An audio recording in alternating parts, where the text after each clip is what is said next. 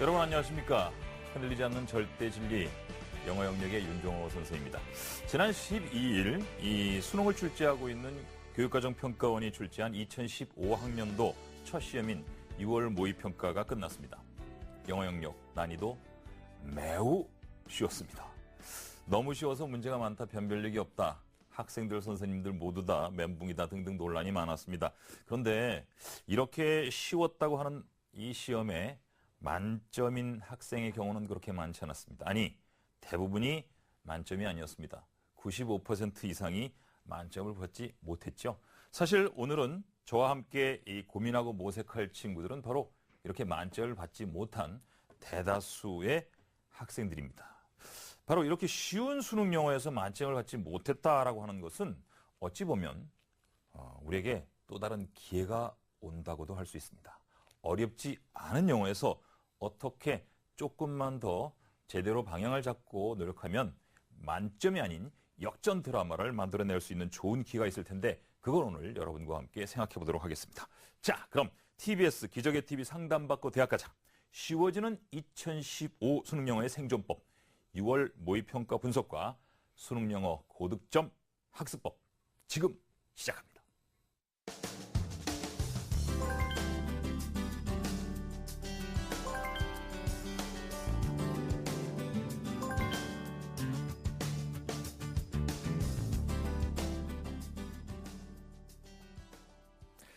자, 오늘 제가 여러분과 함께 생각해 보는 것은 세 가지 방향입니다. 먼저 쉬워지는 수능, 2015 수능 영어 생존법을 위해서 첫 번째, 너무나 쉬웠다고 하는 6월 모의평가 영어 영역, 유형은 어떻게 변화되었는지, 또 유형별로 난이도는 또 어떻게 출제되었고 달라졌는지, 또 가장 어렵게 출제된 문제의 유형은 어떤 것들이 있는지 먼저 살펴보고요. 두 번째는 오답률이 높았다라고 되는 주목할 만한 문제들은 어떤 것이 있는지 알아보고, 또 다수의 학생들이 그 오답을 낸 이유는 무엇이고 그 문제를 제대로 해결하기 위해서 우리는 어떤 포인트로 앞으로 공부를 해야 될지도 살펴보도록 하겠습니다. 마지막으로 11월 수능에서 사실 이게 우리의 궁극적인 목표 아니겠습니까? 11월 수능에서 영어 영역의 등급업 전략을 살펴보도록 하겠습니다. 이 EBS 모두 다 보고 계시죠? 이 EBS의 제대로 된 활용법은 어떻게 되고 단어, 듣기, 문법, 독해까지 꼼꼼하게 각 단원별 공부법은 어떻게 되는지 알아보도록 하겠습니다. 자, 먼저 6월 모의평가의 문제 유형들을 좀 살펴보겠는데요. 일단 한국교육과정평가원이 공개한 2015학년도 통합형 수능 영어 영역의 개편 사항에서 이야기한 것 정말 그대로 시행되었습니다. 그야말로 약속이 확실하게 지켜진 겁니다. 쉬운 영어 내겠다고 했는데 정말 아주 쉽게 냈습니다. 지문 짧았고요. 어휘 쉬웠고 듣기나 독해에서의 호흡 짧았습니다.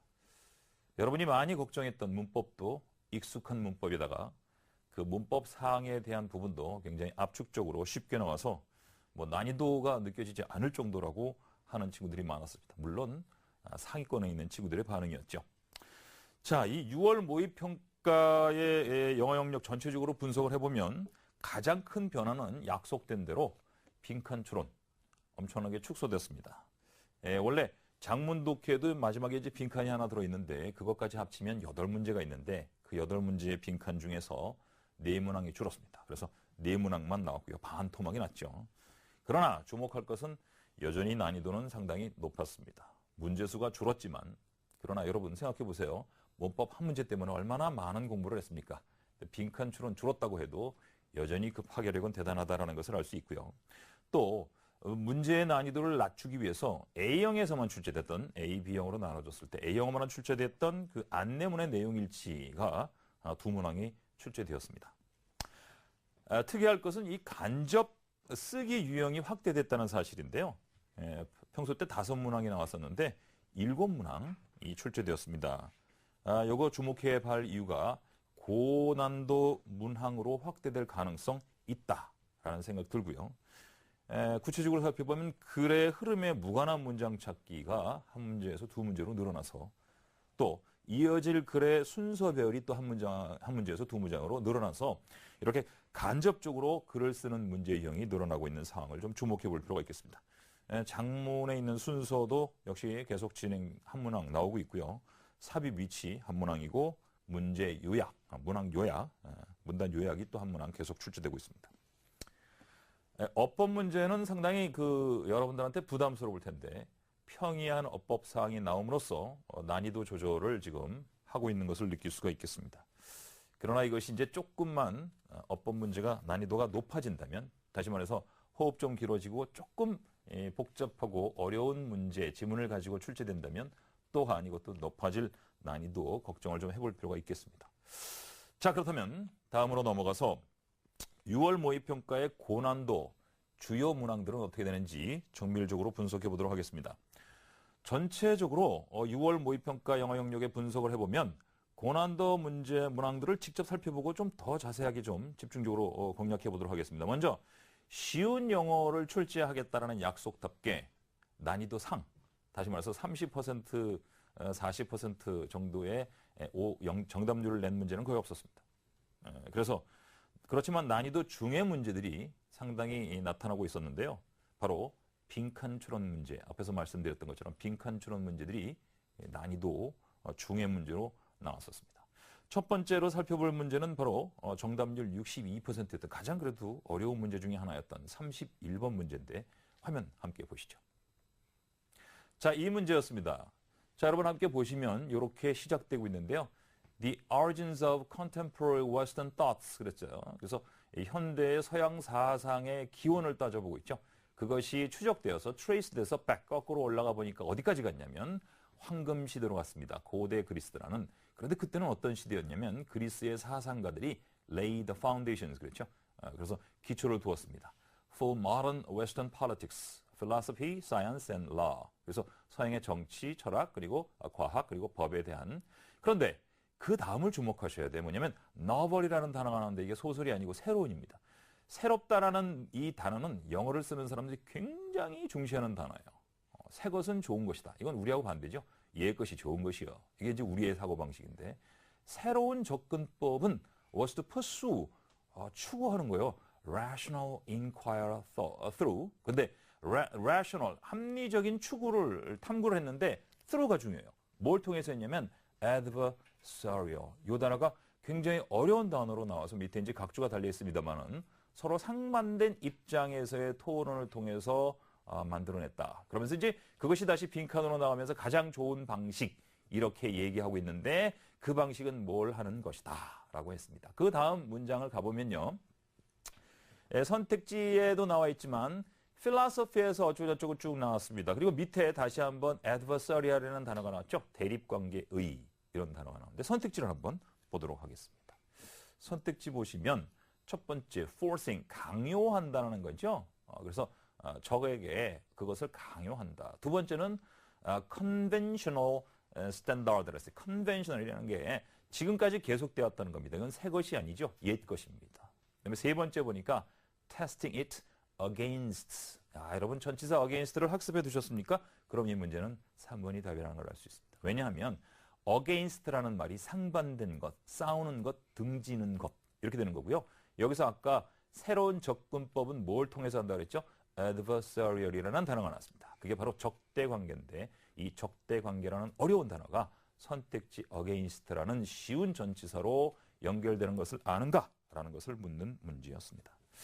자, 다시 한번 여러분들한테 강조드리면 우리가 쉬운 단어 against라는 것에 대한 정말 제대로 된 의미를 알고 있는가? 이것을 어려운 단어는 각주로 줬어요. 그래서 어려운 단어 뜻이 다 적혀 있다는 거죠. 그런데 어려운 단어에 각주가 들어있는 이 선택지가 쉬운 against라는 전치사와 만난다는 것을 아는가? 이걸 파악하는 것이 상당히 중요한 문제였습니다. 자, 그렇다면 이제 정답률 63%가 됐던 모의평가, 6월 모의평가 32번 문제가 있는데요. 다시 한번 화면 보도록 하시겠습니다.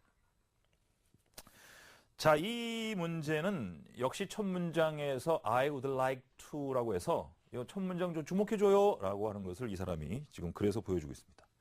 요거 주목해 이랬는데 compare, 비교하고 싶다 그랬어요. 그러니까 나는 비교하는데 이 비교를 주목해줘요 그랬는데 여러분 compare가 비교하다는 뜻이 들리면 전치사 뭘 쓰는지 아십니까? with입니다. with. 그래서 compare A with B. 근데 여기서는 with를 찾아보세요. 없습니다. 그렇다면 compare A with B가 아니고 compare A to네요. to B. 자, 비교하는 건 두 개가 다르다는 거고요. 그럼 compare A to B의 to는 뭘까요? compare A to B. 그럼 A를 B로 비유하는 겁니다. 즉 A와 B가 같다는 거예요. 그래서 the shift, 앞에 있는 shift와 to 다음에 또 두 번째 the shift가 있죠. 그래서 앞에 있는 shift하고 뒤에 있는 shift가 같다는 겁니다. 이게 주목해야 돼요. 그래서 analog to digital. 그래서 아날로그와 디지털이 바뀌는 것이 뭐와 같은가? 그랬습니다. 근데 프레스코와 템퍼라에서 오일 페인팅으로 바뀌는 거다. 그렇다면 아날로그는 프레스코나 템퍼라고 디지털 필름 메이킹은 오일 페인팅입니다. 그렇다면 프레스코나 템퍼라는 어떤 것인가? 뒤에 보니까 어떤 얘기들이 있냐면 마르기 전에 빨리빨리 그림을 그려야 돼요. 그게 이제 프레스코와 템퍼라죠. 근데 오일 페인팅은 마르고 나도 위에 덧칠을 하면 돼. 계속 바꿀 수 있습니다. 그게 바로 디지털이죠. 그래서 옛날 아날로그는 처음부터 다시 찍어야 돼. 그렇지? 근데 디지털은 이제 찍고 그 위에다가 편집할 부분은 다시 찍어서 덧붙이면 되니까 굉장히 간편해졌다는 얘기입니다. 밑으로 쭉 내려가 보죠. 내려가 보시면은 빈 칸이 있는데 바로 앞에 similarly가 보입니다. similarly 비슷하게도 그러면 앞에 있는 것과 유사하게도 지금 compare라고 하는 말이 그대로 연결되는 걸 알 수 있습니다. 왜? compare는 A to B로 비교해서 같다는 거죠. 비유해서. 그래서 디지털 테크놀로지 redefines 그랬는데 디지털 테크놀로지를 뭐 하는 것 그랬습니다. 그래서 선택지를 보니까 이렇게 나오고 있는데요. equating 똑같이 보는 것이다. 두 번째는 allowing filmmaker가 to treat a film image as an oil painting. 그래서 필름메이커에게 허락을 하는데요. 영화 이미지를 다시 트리트할 수 있도록 처리할 수 있도록 보정하고 이렇게 바꿀 수 있는데 오일 페인팅처럼 그랬어요. 그러니까 요 as라는 것을 통해서 유화를 그릴 때 위에 덧칠해서 이렇게 바꿀 수 있는 것처럼 쉽게 디지털 미디어는 이렇게 바꿀 수 있다는 걸 그려주는 2번이 답이었습니다. 자, 여러분 전체적인 내용을 모든 것을 다 이해해야 된다고 착각하시고 부담을 느끼시면요. 영어는 굉장히 힘든 공부가 됩니다.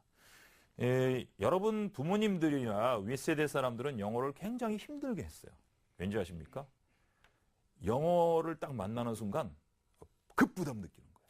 그래서 충분히 자기가 외국 사람하고 얘기를 하고 외국 사람한테 안내를 할 수 있는데도 불구하고 외국 사람이 와서 길을 물으려고 excuse me 그러면 I'm sorry 그러고 도망가요. 충분히 그 사람 무서워할 사람은 외국에서 와서 홀로 우리나라에 있는 그 외국인입니까? 아니면 그 외국 사람 한 사람과 만나는 다수의 한국 사람과 같이 있는 한국 사람이 무서워해야 됩니까? 왜 우리가 외국 사람을 무서워해야 되는 거예요? 그렇죠? 무서워할 이유가 없다고. 근데 무서워하기 때문에 영어를 못하는 거예요. 무서워하는 이유는 완벽하지 않으면 영어를 할 수 없다라는 생각을 갖기 때문에 무서워하는 거죠.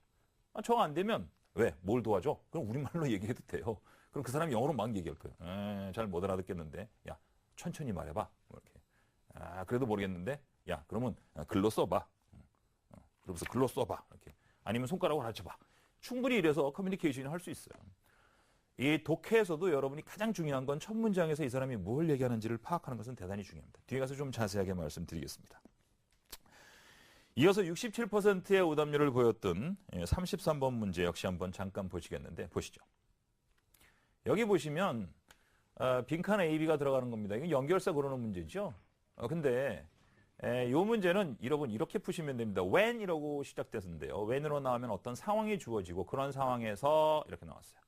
discrepancy 이렇습니다. 이 불일치가 일어날 텐데 verbal message and non-verbal message. 그러면 언어의 메시지와 비언어적인 메시지 사이에 discrepancy. 굉장히 수준 높은 단어가 있어요. 근데 이 A라는 것과 B 사이에 뭐가 있을 때라고 했습니다. 그러면 A하고 B가 똑같을까요? 다를까요? 다른 거죠. 그래서 discrepancy는 차이점입니다. 그럴 때 letter가 typically 전형적으로 weighs more 더 무게를 많이 갖게 된다. 그래서 중요하다는 얘기죠. 판단할 때. 그러니까 비언어적인 게 중요하다는 게 이 글의 핵심이에요. 이런 일반적인 진술 중요한 주제를 얘기한 다음에 어떻게 얘기를 진행할까요? 그렇죠? 구체적인 사례를 말할 것이라는 걸 짐작하게 하는데 그것은 A라는 빈칸 다음에 첫 번째 나오는 단어 보세요. 뭐 있죠? A friend. 한 친구가 있다고 치자. 그래서 그 친구를 예를 드는 겁니다. 친구 한 명이 있다고 쳐봅시다. 그랬어요. 그러면서 이렇게 얘기하는데 That's good 이라는 말을 하는데 말투를 어떻게 하는지 비언어적인 메시지를 가지고 우리는 알 수 있다는 거죠. 좋아 라고 얘기했을 때 좋아 잘했어 이렇게 되면 나쁘다는 말 아닙니까? 그래서 예를 들어 for example이 중요하겠고요. 근데 B번으로 넘어가 볼까요? B번으로 가보면 중요한 것은 B번 바로 앞에 어떤 단어가 있냐면 intentional이라는 단어가 있어요. intentional. 보셨습니까? intentional. 바로 앞에 있죠. 그럼 이 intentional이라는 단어가 보이십니까? 그리고 나서 B 다음에 non-verbal message is deliberate 그랬어요. 그러니까 intentional이라는 단어와 deliberate라는 단어를 여러분 알고 계시나요? 그럼 A번의 답을 알 수 있어요. intentional과 deliberate는 어떤 의미의 단어죠? 같은 말입니다. intentional은 의도적이고 deliberate는 일부러 하는 거죠. 그래서 선택지로 내려가 보면 이것이 답이라는 걸 알 수 있습니다. 앞에서 한 친구의 구체적인 예를 들죠. For example 나오고요. 그 다음에 intentional과 deliberate 두 개는 같은 단어로 however일까요? 아니면 that is일까요? that is가 답이 된다는 걸 알 수 있죠. 왜? that is는 즉 다시 말하면이라는 뜻이 되기 때문입니다. 자, 지금 빈칸 추론이 어렵다고 하고 이 연결사가 어렵다고 하지만 우리가 공부를 잘하는 친구와 공부를 잘 못하는 친구의 차이점이 뭔지 아십니까? 그 사람들의 차이점은 공부를 잘하는 친구는 공부를 잘하는, 즉 성적이 잘 나오는 방법을 압니다. 열심히 해서 되는 게 아니에요. 여러분, 이런 농담 같은 속담이 있는데, 속담이 아니고 사람들이 얘기하는 게 있는데, 고3이 되면 동네 깡패도 공부한다. 이런 얘기가 있어요. 누구나 다 공부한다는 거예요. 열심히 안 하는 게 아니고 열심히 합니다. 그런데 방법을 제대로 모르고 그리고 문제를 푸는 본질적인 것을 몰라서 그래요. 그래서 두려워하지 마시고 방법을 좀 제대로 강구하려고 하셔야 됩니다. 자, 이 빈칸 추론만 어려운 게 아니라 또 한 가지 좀 난이도가 있었던 문제가 있었습니다. 어떤 것이냐면 바로 문제를 보시죠. 바로 이겁니다. 어법이죠, 어법. 그런데 어법이 평소 때는 한 50%, 60%의 정답, 아주 적어지면 40이나 30%로 내려가는 경우도 있었는데 이번 같은 경우는 78%의 정답률을 보였죠. 78%라는 건 뭐 거의 공부를 조금 한 친구들은 풀 수 있었다는 거고 그 정도로 이렇게 쉽게 나왔다는 얘기인데 여러분은 어떻게 잘 푸셨습니까? 자, 여기 that가 뭔지 파악이 되십니까? 이 that는 왜 밑줄을 쳐줬는지. 우리한테 뭘 요구하는 거지? 이런 걸 우리는 뭐라 그러냐면 출제 의도라고 합니다. 그래서 출제 의도를 파악하라는 건데 that가 왜 밑줄 쳐줬죠? 그걸 설명할 수 있어야 됩니다. 아는 뭐죠? 비동사, 동사죠. 이 동사에 밑줄 쳐진 게 뭔지 아십니까? 왜 동사에 밑줄 쳤는가? 이걸 좀 파악하실 수 있어야 되고요. 그 다음에 다음으로 넘어가 보면 unlike라고 하는 말이 나왔는데 이 unlike에 밑줄이 쳐졌다. 이건 unlike의 품사가 뭐고 unlike가 맞았는지 틀렸는지는 무엇을 가지고 알 수 있는가를 우리가 파악해야 되고요. were lost 그랬습니다. were lost가 밑줄 쳐져 있다는 건 비동사를 묻는 겁니까? 아닙니다. 비동사를 물으면 were만 밑줄 쳤을 거예요. 근데 were와 lost를 같이 밑줄 쳤죠.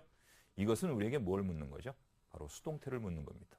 이거는 비동사만 밑줄 쳐줘서 아까 비동사가 있었던 were와는 상관없이 이거는 B 플러스 PP의 구조, 수동태가 제대로 됐는지를 파악하라는 문제고요. 5번을 보세요. producing. 이건 뭘 묻는 문제죠? producing이 뭘 묻는지 여러분들 파악하실 수 있어야 됩니다. 그러나 이런 문제의 정도를 여러분이 파악하실 수 없다면 문법에 대한 아주 기본적인 것들을 모르고 있기 때문에 이것만 아시면 정답률 78% 속으로 여러분들이 들어갈 수 있다는 걸 말씀드릴 수 있겠습니다. 지금 이렇게만 말씀드리면 좀 답답하실지 모르겠는데 잠시 뒤에 문법 사항들은 워낙 여러분들이 부담스러워하고 그래서 조금 자세하게 여러분과 함께 설명하면서 어떻게 실제 수능에서 고득점을 누릴 수 있는지 설명해 드리도록 하겠습니다. 자, 이제 지금까지는 이 쉬워지는 2015 수능 영어 영역 생존법 6월 모의평가가 어떻게 문제가 나왔고 고난도 문제들은 어떤 것이 있는지 대략적으로 살펴봤습니다. 자, 이 정도에서 앞서 강의한 내용들을 다시 한번 쭉 훑어보시면서 어떤 것들이 지금 큰 흐름 속에 있구나라는 걸 살펴보시기 바랍니다.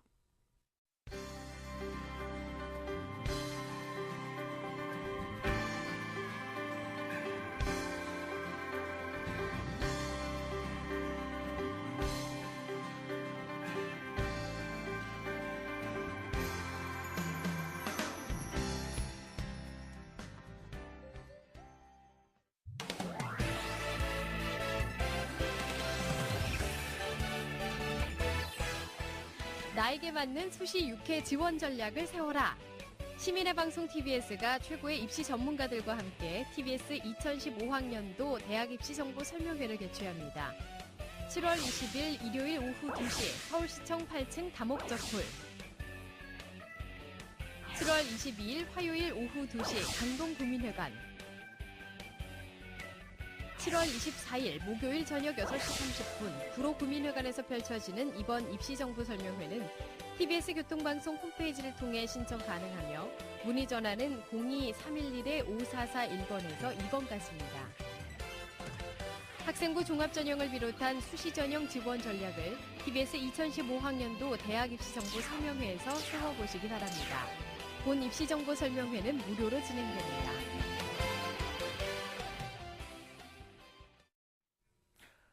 자, 설명회 안내가 지금 나가고 있군요. 이 교통방송이 참 좋은 일을 많이 하고 있는 것 같습니다. 이 막힌 교통정보만 알려주는 것이 아니고 막힌 입시 정보 알려드리고 또 뻥 뚫리는 입시의 길도 제시하고 있는 것 같아서 상당히 감사한 마음입니다. 지금 그리고 출연하시는 선생님들 보시면 다 제가 존경하는 분들인데 꼭 좋은 정보 얻으시기 바랍니다. 자, 그럼 이제 6월 모의평가 문제들을 분석해봤는데 그럼 우리가 목표하고 있는 11월 수능에서 한 등급씩 올릴 수 있는 비법들을 좀 알아보도록 하겠습니다. 먼저 많은 친구들이 무시하고 있는 듣기. 그렇지만 이 듣기에 발목 잡히는 경우들이 간혹 있습니다. 아니, 꽤 있습니다. 등급이 낮은 친구들은 정말 듣기 때문에 굉장히 고민을 많이 할 텐데 먼저 6월 모의평가 듣기 15번 혹시 기억하십니까? 자, 그럼 다 같이 한번 들어보도록 하겠습니다. 15번. 다음 상황 설명을 듣고 헬렌이 손님에게 할 말로 가장 적절한 것을 고르시오. Helen is working as a clerk at a clothing store. A customer visiting the store tries on a shirt and likes it very much. Helen tells the customer that it's the last one in stock at the moment. The customer thinks he is very lucky to get the last shirt. Soon, however, he realizes he has left his wallet at home and gets worried that someone else might take the shirt. Leaving the store, he says to Helen that he'll be back with his wallet right away. Noticing that he is worried, Helen wants to assure him by suggesting that she'll keep the shirt until he comes back. In this situation, what would Helen most likely say to the customer? 자, 지금 답을 골라보셨습니까? 선택지가 확 지나가서 여러분 답을 고를 수가 없어 이렇게 생각하실지 모르겠는데 사실은 듣는 중에 이미 in this situation 정도가 들릴 때는 답을 고를 수 있어야 됩니다. 자, 그렇다면 이제 스크립트를 한번 보시면서 확인해 보도록 하겠습니다. 스크립트를 보시면 Helene is working as a clerk at a clothing store. 그래서 옷가게에서 점원으로 일하고 있죠. A customer visiting the store. 자, 가게에 방문했던 한 고객이 tries on a shirt. tries on 하면 입어보는 거죠. 그리고 likes it very much. 좋아했어요. 마음에 들어. Helen tells the customer that it's the last one. 근데 이게 지금 헬렌이 뭐라 그러냐면 이게 마지막 거예요. in stock at the moment. 그때 가게에 있는 마지막 거예요. 라고 얘기했죠. The customer thinks he's very lucky. 운이 좋아. 내가 마지막 걸 사게 됐어. 왜냐하면 자기가 마음에 드는 건데. Get the last shirt. Soon, however. 여러분, 수학 능력 시험의 듣기 문제든 독해 문제든 결국은 문제에 문제가 있어요. 무슨 소리냐면 문제라는 건 question 속에 문제가 있습니다. problem 있는 거예요. 우리가 해결해야 될 문제가 생기는 거예요. 그러니까 살면서 많은 문제가 있잖아요. 여기서도 지금 문제가 나옵니다. 어떤 문제냐면 그렇지만 이라는 말 다음에 he realized he has left his wallet. 자기의 지갑을 놔두고 온 거예요. at home, 집에. and gets worried. 걱정하게 되죠. 이게 문제점이에요. someone else might take the shirt.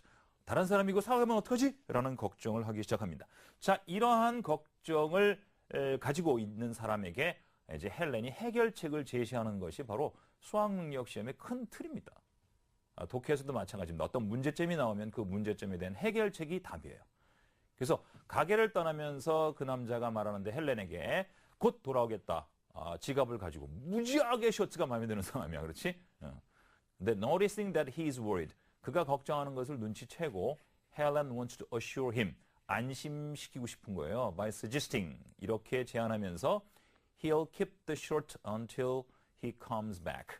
돌아올 때까지 자기가 keep the shirt. 그 셔츠를 자기가 갖고 있겠다. 보존하고 지키고 있겠다. 안 팔겠다는 거죠. 자, 선택지를 한번 보시면서 다시 한번 들어보시기 바랍니다. 15번. 다음 상황 설명을 듣고 헬렌이 손님에게 할 말로 가장 적절한 것을 고르시오. Helen is working as a clerk at a clothing store. A customer visiting the store tries on a shirt and likes it very much. Helen tells the customer that it's the last one in stock at the moment. The customer thinks he is very lucky to get the last shirt. Soon, however, he realizes he has left his wallet at home and gets worried that someone else might take the shirt. Leaving the store, he says to Helen that he'll be back with his wallet right away. Noticing that he is worried, Helen wants to assure him by suggesting that she'll keep the shirt until he comes back. In this situation, what would Helen most likely say to the customer? 자, 이런 상황에서 무엇이 정답이 될까요?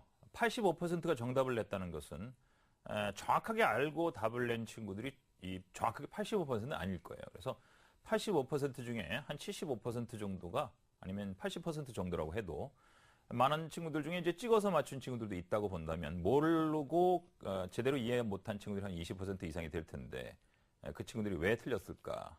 자, 첫 번째, Don't worry, I'll hold the shirt for you. 그랬습니다. 이것이 답인 거죠. 근데 여기서 답이라는 것이 바로 이 hold라는 것이 우리가 듣는 소리 중에서는 어떻게 들렸죠?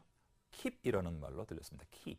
제가 갖고 있을게요. 그런데 이 hold라는 말과 keep이라는 말이 같은 뜻으로 이해돼야 되고 전체적인 이 듣기의 흐름을 잘 파악하셔야 됩니다. 자, 듣기를 잘 하려면 어떻게 되는지 알려드리도록 하겠습니다. 첫 번째, 일단 들려야 돼요. 들리지 않으면 아무것도 아니에요. 근데 사람들이 듣기를 듣는 것으로 공부하지 않고 읽는 것으로 눈을 통해서 공부하려는 친구들이 많습니다. 전혀 눈에 보이지 않는 상태로 들으려고 하셔야 되는데 그게 쉽지가 않을 거예요. 그리고 듣고 난 다음엔 또 다 이해해야 됩니다. 그리고 이해한 다음에는 기억하는 것이 중요한데 기억하고 선택지에서 답을 고를 수 있어야 되죠. 자, 그럼 이제 듣기 만점 비법들을 좀 살펴보도록 하겠습니다. 첫 번째는요.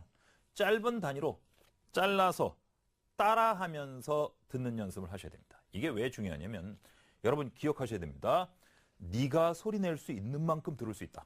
그러니까 소리 낼 수 없으면 들을 수 없어요. 그래서 말하는 연습을 하는 것이 말하기 위해서가 아니라 잘 듣기 위해서 말하는 연습을 해야 되고요.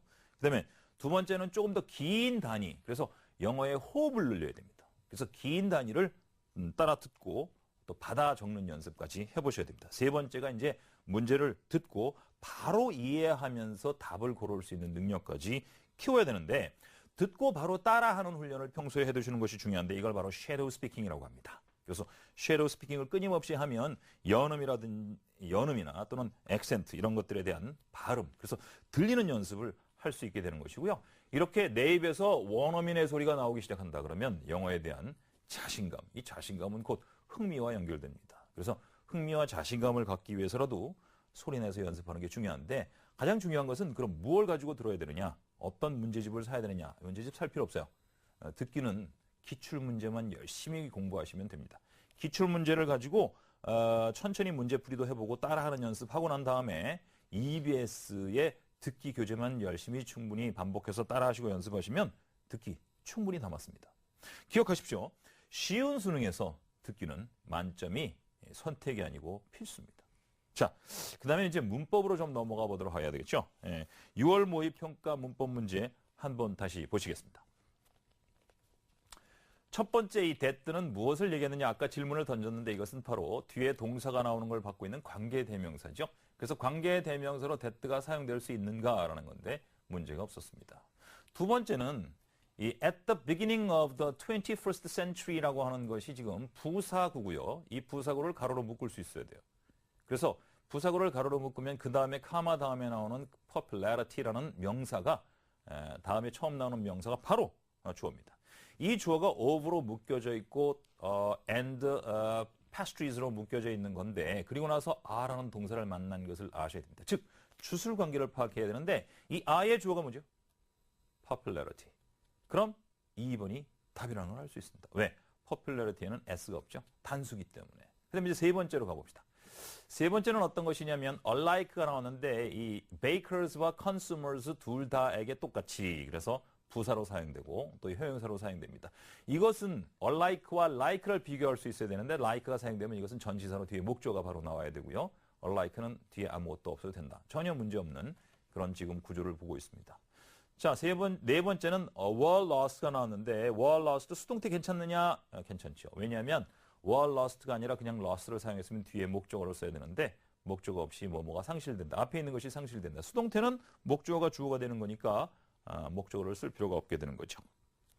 마지막 다섯 번째로 가봅시다. 이건 producing이라는 현재 분사를 쓴 것에 대해서 이해하라는 거죠. 그래서 producing 현재 분사가 아니고 미안합니다. 이 현재 분사가 아니고 목적어를 취하고 있는 동명사군요. 그래서 제가 이건 착각했는데 현재 분사가 아닌 동명사로 바꿔서 파악하시면 좋겠고 이 for 다음에 전치사의 목적어가 되고 또 hand make bread라고 하는 이것을 취하고 있는 이 목적어를 취하는 이 동명사로 파악하시면 되겠습니다.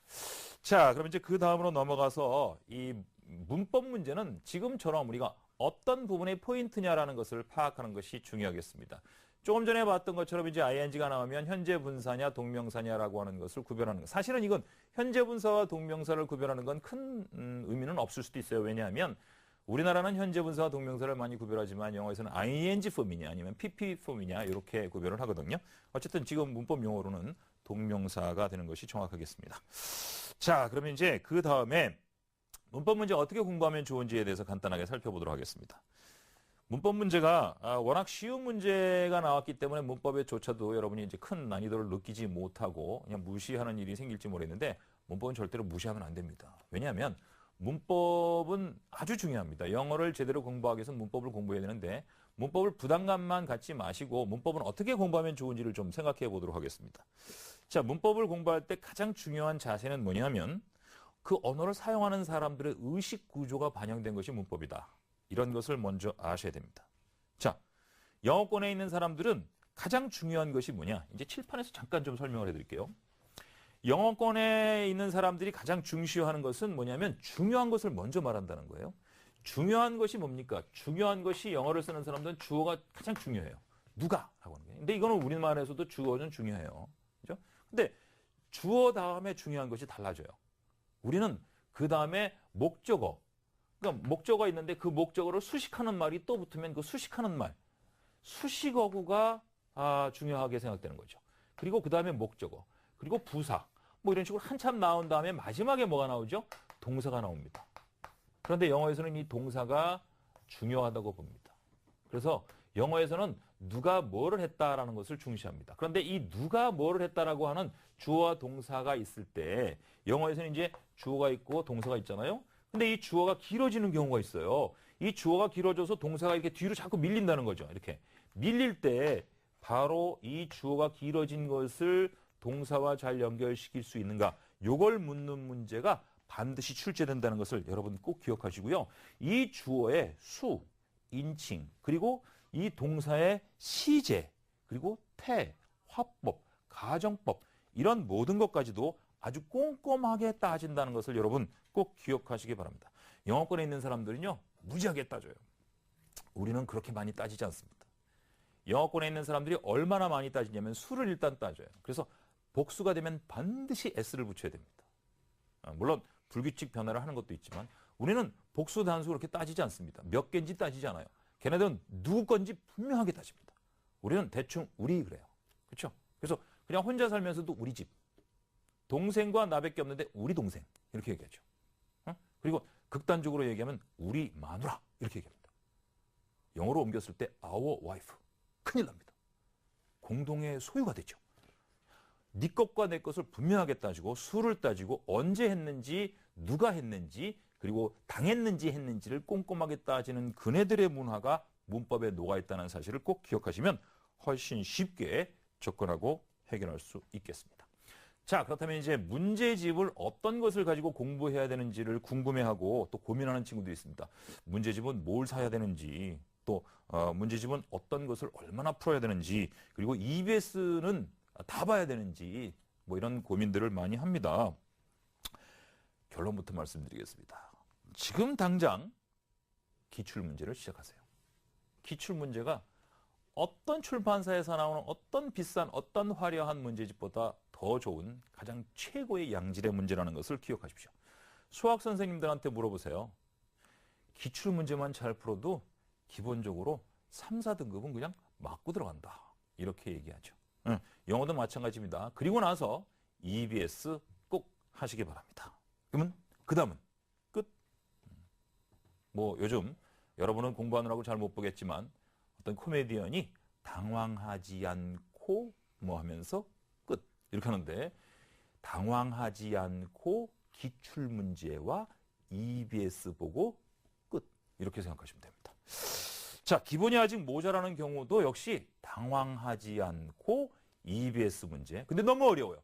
그러면 당황하지 않고 천천히 반복해서. 그럼 어느 세월에 그걸 다 봐요? 다 볼 필요 없어요. 이해될 때까지 자꾸 보다 보면 여러분이 제대로 보지 못했던 EBS 문제도 해결할 수 있는 힘을 키웁니다. 문제를 보는 건요, 그 문제가 눈에 익숙해지는 것을 노리는 것이 아니고 그 문제를 풀었기 때문에 보지 않았던 문제도 해결할 수 있는 능력을 키울 것이다. 이렇게 생각하고 접근하시면 되겠습니다. 자, 그렇다면 이제 영어 어휘 공부법을 좀 생각해 보도록 하겠습니다. 단어 공부 어떻게 하면 좋은지 막연하고 불안한 친구들 많습니다. EBS 교재에 있는 단어 다 외워야 되는지, 수능 기출 단어부터 외워야 되는지, 또는 뭐 단어장을 사야 되는지, 아니면 내가 만들어야 되는지, 우선순위는 어떻게 되는지 뭐 이런 것들이 궁금하실 텐데요. 공부의 우선순위를 좀 알려드리겠습니다. 첫 번째, 교육청에서 교육부에서 지정했습니다. 국민 공통교육과정, 이걸 일러 2067이라고 하는데 이 어휘부터 하십시오. 이게 지금 고등학교 1학년 수준의 어휘예요. 이거부터 하세요. 왜? 지금 수능이 쉬워진대잖아요. 그래서 쉬운 어휘로 나온다고. 그래서 이 단어만 어느 정도 해도 웬만큼 맞출 수 있고요. 그 다음, 이것이 조금 불안하면 수능 기출 어휘를 공부하세요. 그래서 최근에 있는 수능 문제부터 차근차근, 그리고 6월, 9월 모평에 나온 그런 지문의 어휘를 보시면 되겠습니다. EBS의 교재에 있는 어휘들은 모든 걸 다 봐야 되는 거 아니에요. 이건 옵션입니다. 그래서 여러분 공부하시다가 좀 중요하다고 생각되는 거 정리하시면 되겠고요. 공부하면서 외우는 거 좋습니다. 그리고 EBS 교재에 있는 어휘를 외울 땐 반드시 여러분 기억하셔야 될 게 뭐냐면 그 단어의 원래의 뜻을 아셔야 됩니다. 원래의 뜻. 예를 들어서 수특에 이런 단어가 있었어요. budding, B-U-D-D-I-N-G. 근데 그 단어장의 뜻이 뭐라고 나와 있냐면 신진의 이렇게 나와 있어요. 그래서 제가 학생들한테 물었어요. 야, budding이 뭐니? 그랬더니 신진의예요. 그게 무슨 뜻인데? 신진의죠. 아니 그러니까 그게 뭐냐고. 조용했어요. 여러분, budding이 신진의라는 뜻이 생긴 건 원래 BUD의 뜻을 알아야 돼. BUD는 싹을 내다는 뜻이에요. 싹을 피다. 그래서 거기에 ing가 붙어서 싹을 피우는이라는 뜻이거든요. 근데 싹을 피우는이라는 이 단어가 의사와 연결되면 이제 싹이 피워지는 의사니까 신진의 의사가 되겠죠. 근데 원래 budding이 원래 싹 피우는이라는 뜻은 모르고 신진의. 그래서 그러면 예를 들어서 나무가 budding하고 있다. 그러면 나무가 지금 싹을 피우고 있는 거잖아요. 그럼 나무가 신진의. 이게 무슨 뜻이니? 그럼 곤란하다는 얘기죠. 그래서 항상 여러분 원래 그 단어의 본질적인 의미를 알고 문맥에서 연결되는 의미를 파악하는 것이 중요하다는 것 꼭 기억하시고 독해 만점 비법으로 넘어가 보도록 하겠습니다. 자, 빠른 독해 비법을 알려드리기 위해서 한 문장을 먼저 화면을 통해서 보시겠습니다. 자, true champion recognizes that excellence often flows most smoothly from 그랬어요. 자, 여러분 이 문장을 보시고 처음에 잘 보세요. 진정한 챔피언, 이런 단어를 써서 진짜 챔피언은 안 되는 거예요. 뭘? 탁월함, 뛰어남, 이렇게 챔피언이 되는 힘은 종종 흘러나오는데 가장 부드럽게 나온다는 거죠. 아주 자연스럽게 나온다는 거예요. from에서부터 억지로 나오는 게 아니에요. 근데 그것이 뭐냐 하면 can 다음에 affect that can get lost. 그것이 상실될 수 있는데 이 고도로 기술화된 시대에는 그럼 고도로 기술화된 시대는 상실되는데 진짜 챔피언은 고도로 기술된 시대에 없는 뭐를 원하는 것이다. 그러면서 뒤에 나와 보니까 뭐 이것저것 막 달고 뛰는 선수들하고 훈련시켜 본 적이 있다. 뭐 이런 얘기가 나왔어요. 그런데 뒤로 한번 가볼까요? 뒤에 뭐가 있냐면 1960년대 올림픽 마라톤에서 승리했던 사람이에요. 근데 그 사람이 어떻게 뛰었어요? 넷째지를 보니까 베어푸트, 맨발로 뛰었어요. 하이테크의 시대에서 놀랄 경우가 바로 이겁니다. 자, 그렇다면 답이 몇 번일까요? 1번, 2번, 3번, 4번, 5번 중에 여러분 답을 골라보세요. 됐습니까? 자, 그렇다면 이 문제 다시 한번 첫 문장을 가지고 한번 첫 문장과 선택지만 갖고 답을 한번 내보겠습니다.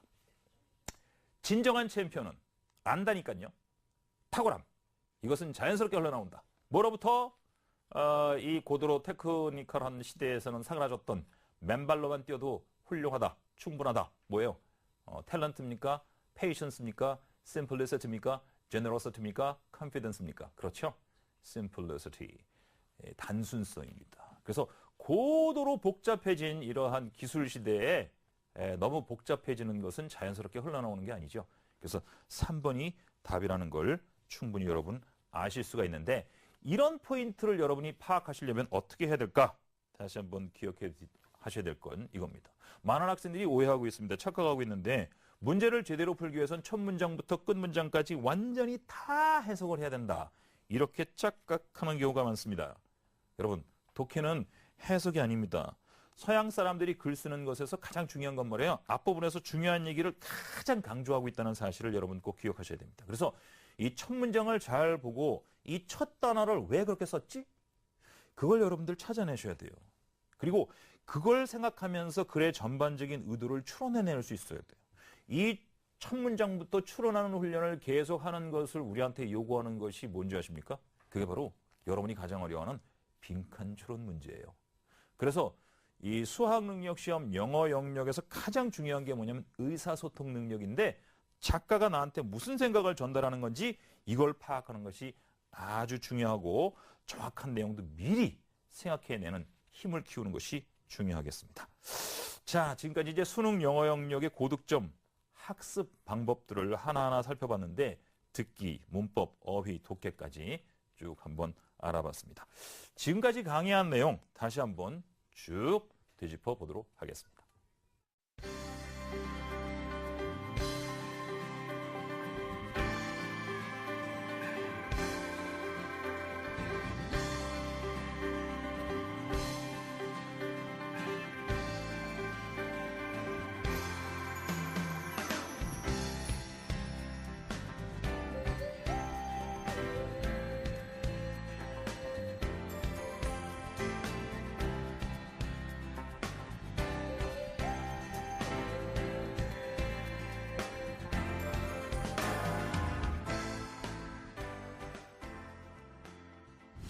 수험생 합격을 위한 실전 보고서, 기적의 TV 상담받고 대학 가자 결정적 코치 3.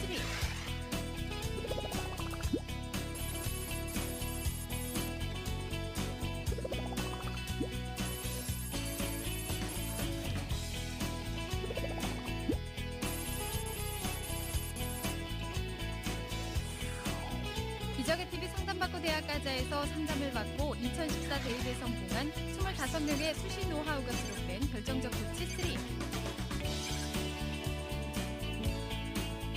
스타 강사들이 알려주는 합격을 관통하는 25가지 비법을 만나보시기 바랍니다. 기적의 TV 상담받고 대학 가자 결정적 코치 3. 이 책의 인쇄 전액은 학생들의 장학 기금으로 쓰입니다.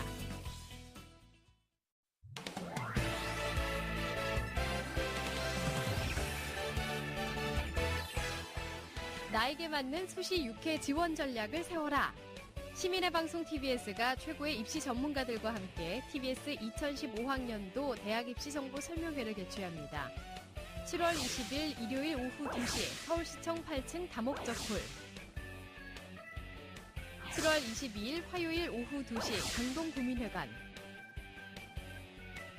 7월 24일 목요일 저녁 6시 30분 구로구민회관에서 펼쳐지는 이번 입시정보설명회는 TBS 교통방송 홈페이지를 통해 신청 가능하며 문의 전화는 02-311-5441번에서 2번까지입니다.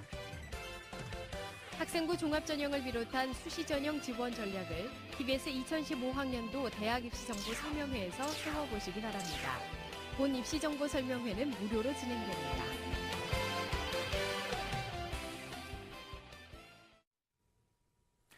자, 마지막으로 그토록 중요하다는 6월 모의평가, 그리고 또 그토록 쉽게 출제됐다는 이번 시험에서 예상보다 등급이 떨어져서 실망과 낙담에 빠져있는 친구들한테 주는 메시지입니다. 바로 You can learn a little from victory. You can learn everything from defeat. 오늘 이 메시지는 사실 우리나라 축구팀에게도 주고 싶습니다. 정말 많은 눈물과 함께 후회도 하고 절망도 하고 있는 친구들이 있었는데요. 저는 포기하지 않습니다. 우리 선수들이 여기서 많은 걸 배웠을 겁니다. 유현진 선수가 엄청나게 많은 점수로 패배했던 경험을 딛고 일어나서 지금 승승장구하고 있지 않습니까? 많은 패배, 아주 처절한 패배에서 우리는 큰 걸 배울 수 있다는 걸 기억하시고요. 다시 한번 강조합니다. 오늘 틀린 문제 속에 옳을 점수 숨어 있습니다. 그 숨어 있는 점수를 찾아내서 여러분 점수로 만들어내시면 여러분은 반드시 역전 드라마를 만들고 승리하는 여러분 되실 것입니다. 여러분의 건투를 빕니다.